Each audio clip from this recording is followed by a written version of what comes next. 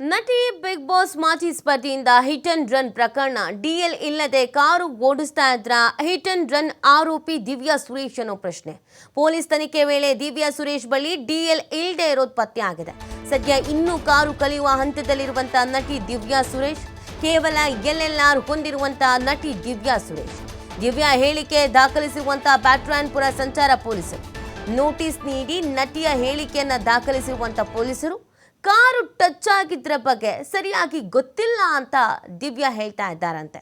ತಾನು ಹೈದರಾಬಾದ್ ಹೋಗಬೇಕಾಗಿದ್ರಿಂದ ಹಾಗೆ ಹೋಗಿದ್ದೆ ಅಂತ ಸದ್ಯಕ್ಕೆ ಹೇಳ್ತಾ ಇದ್ದಾರೆ. ಅನ್ನೋದ್ರ ಬಗ್ಗೆ ಮಾಹಿತಿ ಸಿಗ್ತಾ ಇದೆ. ಕೇವಲ LLR ಮಾತ್ರ ಹೊಂದಿದ್ದಾರೆ, ಇನ್ನು ಕಾರ್ ಕಲಿಯುವ ಹಂತದಲ್ಲಿ ಇದ್ದಾರೆ ಅನ್ನೋದನ್ನು ಹೇಳಲಾಗಿದೆ. ಸದ್ಯ ಅವರೇ ಇದಕ್ಕೆ ಸಂಬಂಧಪಟ್ಟಂತೆ ಸ್ಟೇಟ್ಮೆಂಟನ್ನು ನೀಡಿರುವಂಥದ್ದು.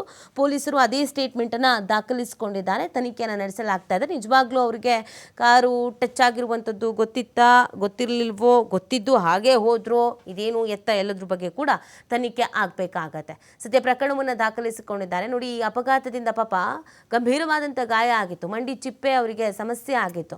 ಅವರು ಟೈಲರಿಂಗ್ ಕೆಲಸ ಮಾಡ್ಕೊಂಡಿದ್ದವರಂತೆ, ಅವರಿಗೆ ಈಗ ಜೀವನನೇ ಕಾಲು ಮೇಲೆ ನಿಂತಿರತ್ತೆ. ಸೊ ಈಗೇನು ಮಾಡೋದು, ಈಗ 2-3 ಲಕ್ಷ ಖರ್ಚಾಗಿದೆ ಅಂತ ಹೇಳ್ತಾ ಇದ್ದಾರೆ. ಸೊ ಈ ಎಲ್ಲದರ ಹಿನ್ನೆಲೆಯಲ್ಲಿ ಪ್ರಕರಣವನ್ನು ದಾಖಲಿಸಿಕೊಂಡು ತನಿಖೆಯನ್ನು ನಡೆಸ್ತಾ ಇರುವಂಥ ಸಂದರ್ಭದಲ್ಲಿ ದಿವ್ಯಾಗೆ ಕರೆಕ್ಟಾಗಿ ಕಾರು ಓಡಿಸೋದಕ್ಕೆ ಬರ್ತಾ ಇರಲಿಲ್ಲ, ಇನ್ನೂ ಕಲಿಯುವ ಹಂತದಲ್ಲಿ ಇದ್ರು ಅನ್ನೋದನ್ನು ಹೇಳಲಾಗ್ತಾ ಇದೆ.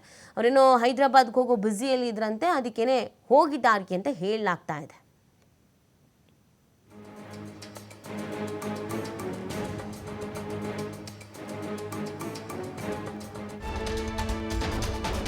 ಕಾರು ಟಚ್ ಆಗಿದ್ರ ಬಗ್ಗೆ ಯಾರಿಗೂ ಇದರ ಸ್ಪಷ್ಟ ಮಾಹಿತಿ ಇಲ್ಲ.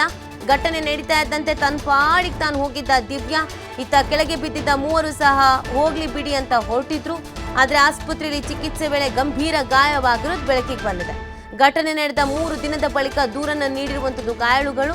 CCTV ಪರಿಶೀಲನೆ ವೇಳೆ ಕಾರು ಟಚ್ ಆಗಿ ಅಪಘಾತ ಅಂತ ಬೆಳಕಿಗೆ ಬಂದಿದೆ. ಸದ್ಯ ಬ್ಯಾಟ್ರಾಯನ್ಪುರ ಸಂಚಾರ ವಿಭಾಗ ಪೊಲೀಸರಿಂದ ತನಿಖೆಯನ್ನು ನಡೆಸಿದಾಗ ಈ ವಿಚಾರ ಗೊತ್ತಾಗಿರೋದು. ನೋಡಿ, ಈ ಆಕ್ಸಿಡೆಂಟ್ ಆದ ಸಂದರ್ಭದಲ್ಲಿ ಯಾರು ಸೀರಿಯಸ್ ಆಗಿ ತೆಗೆದುಕೊಂಡಿಲ್ಲ. ಅಂದ್ರೆ ದಿವ್ಯಾ ಹೇಳ್ತಿರೋ ಪ್ರಕಾರ ನಂಗೆ ಗೊತ್ತೇ ಇಲ್ಲ ಅಂತ ಅವ್ರು ಹೇಳ್ತಾ ಇದ್ದಾರೆ. ಗೊತ್ತಿದ್ರು ಹಂಗೆ ಹೋಗಿದಾರೋ ಏನೋ ಅಂತ ತನಿಖೆ ಮೇಲೆ ಗೊತ್ತಾಗುತ್ತೆ. ಇನ್ನೊಂದು ಕಡೆಯಲ್ಲಿ ಕೆಳಗಡೆ ಬಿದ್ದೋದ್ರಲ್ಲ, ಅವ್ರಿಗೂ ಇಷ್ಟರ ಮಟ್ಟಿಗೆ ತೀವ್ರವಾಗಿ ಗಾಯವಾಗಿದೆ, ಗಂಭೀರವಾಗಿ ಗಾಯ ಆಗಿದೆ ಅನ್ನೋದು ಅವ್ರಿಗೂ ಅರಿವಿಲ್ಲ. ಆಸ್ಪತ್ರೆಗೆ ಹೋದ ನಂತರವೇ ಅವ್ರಿಗೆ ಗೊತ್ತಾಗಿರೋದು ಬಹಳ ಸಮಸ್ಯೆ ಆಗಿದೆ, ಮಂಡಿ ಚಿಪ್ಪಿಗೆ ಪ್ರಾಬ್ಲಮ್ ಆಗಿದೆ, 2-3 ಲಕ್ಷ ಖರ್ಚಾಗುತ್ತೆ ಅಂತ ಗೊತ್ತಾಗಿರೋದು. ಸೊ ಹಾಗಾಗಿ ಟ್ರೀಟ್ಮೆಂಟ್ ಎಲ್ಲ ಪಡ್ಕೊಂಡು 3 ದಿನ ಬಿಟ್ಟು ಕಂಪ್ಲೇಂಟನ್ನು ಕೊಟ್ಟಿದ್ದಾರೆ. CCTVಯನ್ನು ಚೆಕ್ ಮಾಡಿದಾಗ ಇದು ದಿವ್ಯಾ ಸುರೇಶ್ ಅವರ ಕಾರು ಅನ್ನೋದು ಗೊತ್ತಾಗಿದೆ. ಸದ್ಯ ಈಗ ತನಿಖೆಯನ್ನು ನಡೆಸಲಾಗ್ತಾ ಇದೆ. ಮೊದಲಿಗೆ ಯಾರು ಈ ಪ್ರಕರಣದಲ್ಲಿ ಸೀರಿಯಸ್ ಆಗಿ ತೆಗೆದುಕೊಂಡಿಲ್ಲ, ಹೋಗ್ಲಿ ಬಿಡಿ ಯಾರೋ ಟಚ್ ಮಾಡ್ಕೊಂಡು ಹೋದ್ರು, ಬೆಂಗಳೂರಲ್ಲಿ ಇದೊಂದು ಕಾಮನ್ನು ಅಂತ ಅಂದ್ಕೊಂಡು ಸುಮ್ಮನಾಗಿದ್ದಾರೆ. ಆಸ್ಪತ್ರೆಗೆ ಹೋದ ನಂತರವೇ ಗೊತ್ತಾಗಿರೋದು ಬಹಳ ಗಂಭೀರವಾಗಿ ಗಾಯ ಆಗಿದೆ ಅಂತ. ಈ ಬಗ್ಗೆ ಮತ್ತಷ್ಟು ಮಾಹಿತಿಯನ್ನು ನೀಡ್ತಾರೆ ನಮ್ಮ ಪ್ರತಿನಿಧಿ ಸಂತೋಷ್. ಈಗ ಗಂಭೀರವಾದಂಥ ಗಾಯ ಆಗಿದೆ ಅನ್ನೋದು ಆಸ್ಪತ್ರೆಗೆ ಹೋದ ನಂತರ ಗೊತ್ತಾಗಿದೆ. ಸೊ ಕಂಪ್ಲೇಂಟು ಕೊಟ್ಟಿದ್ದಾರೆ, ತನಿಖೆಯೂ ಆಗಿದೆ. ಸದ್ಯ ದಿವ್ಯಾ ಸುರೇಶ್ ಏನು ಹೇಳ್ತಾ ಇದ್ದಾರೆ, ಏನು ಆಕ್ಷನ್ಸ್ ಆಗಬಹುದು? ನೀತಿ ಏನು, ಇಡೀ ಇನ್ಸಿಡೆಂಟ್ ಆದಂತ ಸಂದರ್ಭ ಏನಿದೆ, ಈ ಸಂದರ್ಭದಲ್ಲಿ ಅದರ ಬಗ್ಗೆ ಏನು ದೂರುದಾರ ಇರ್ಬೋದು, ಇಲ್ಲ ದಿವ್ಯಾ ಸುರೇಶ್ ಇರ್ಬೋದು, ಇಬ್ರು ಕೂಡ ಅದರ ತೀವ್ರತೆ ಗೊತ್ತಾಗ್ಲಿಕ್ಕಿಲ್ಲ. ಆಕೆ ಹೋಗುವಂತ ಸಂದರ್ಭದಲ್ಲಿ ಉತ್ಕೊಂಡು ಹೋಗ್ತಾಳೆ.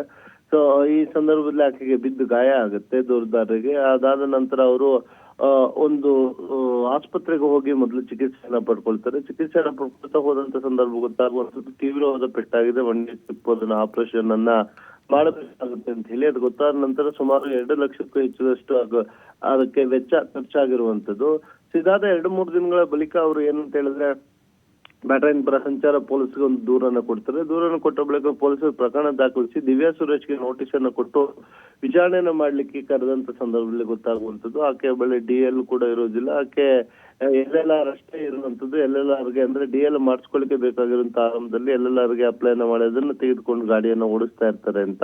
ಸೊ ಇದಾದ ಬಳಿಕ ದಿವ್ಯಾ ಸುರೇಶ್ ಅವರ ಹೇಳಿಕೆಗಳನ್ನು ಕೂಡ ಈಗಾಗಲೇ ಬ್ಯಾಟ್ರಾಯನ್ಪುರ ಸಂಚಾರಿ ಪೊಲೀಸರು ಪಡ್ಕೊಂಡಿರುವಂತದ್ದು. ಅಂದ್ರೆ ಕಾರ್ ಟಚ್ ಆಗಿ ಹೋಗಿದ ಬಗ್ಗೆ ನಂಗೆ ಸರಿಯಾಗಿ ಗೊತ್ತಿಲ್ಲ, ನಾನು ಹೈದರಾಬಾದ್ಗೆ ಹೋಗ್ಬೇಕಾಗಿತ್ತು, ಹೀಗಾಗಿ ಹೊರಟೋಗಿದ್ದೆ ಅಂತೇಳಿ ಆಕೆ ಹೇಳಿಕೆ ಇರುವಂತದ್ದು. ಇತ್ತ ಇವರು ಕೂಡ ಇನ್ಸಿಡೆಂಟ್ ಆದಂತ ಸಂದರ್ಭದಲ್ಲಿ ಇಷ್ಟು ಗಂಭೀರವಾಗಿ ಗಾಯ ಆಗಿದೆ ಅನ್ನೋದು ಆಸ್ಪತ್ರೆಗೆ ಹೋದ ಬಳಿಕ ಗೊತ್ತಾಗಿರುವಂತದ್ದು ಅಂತ ಹೇಳಿ ಅವರು ಕೂಡ ಸ್ಪಷ್ಟಪಡಿಸಿರುವಂತದ್ದು. ಹೀಗಾಗಿ ಸದ್ಯ ಈ ಬಗ್ಗೆ ಹೇಳಿಕೆಗಳನ್ನ ಪಡ್ಕೊಂಡಿರುವಂತ ಪೊಲೀಸರು CCTV ಪರಿಶೀಲನೆಗಳನ್ನ ಮಾಡಿದರೆ ಕಾರ್ ಟಚ್ ಆಗಿರೋ ಬಗ್ಗೆ ಆಘಾತ ಆಗಿದೆ ಅನ್ನೋದ್ರ ಬಗ್ಗೆ ಕೂಡ ಸ್ಪಷ್ಟ ಆಗಿರುವಂತದ್ದು. ಸದ್ಯ ತನಿಖೆ ನಡೆಸಿರುವಂತ ಪೊಲೀಸರು